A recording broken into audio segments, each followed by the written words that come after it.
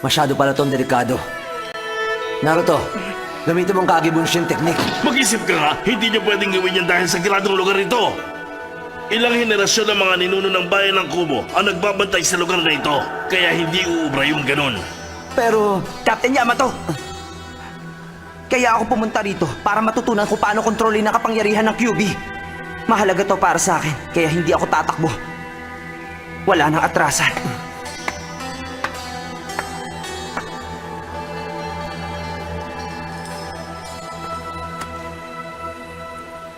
Ito na ang oras para magtiwala ako sa sarili ko.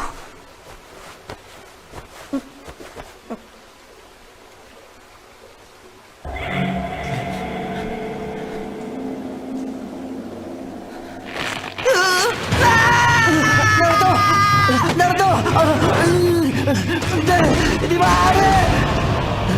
Hindi maaari! Paano nangyari ito? Hindi ko mapatawad ang sarili ko! Naruto! Naruto! Joke lang! Meron naman palang bukasan dun sa loob eh. Pasensya na, hindi ko napigilan. Ang totoo niyan, ginawa ko rin yan. Yung mga estatong pugot, nasira lang sila. Naisahan ko kayong dalawa. Ang bihira! Napaniwala mo ko ng todo! Ang buong akala ko talaga, sagrado ang lugar na ito!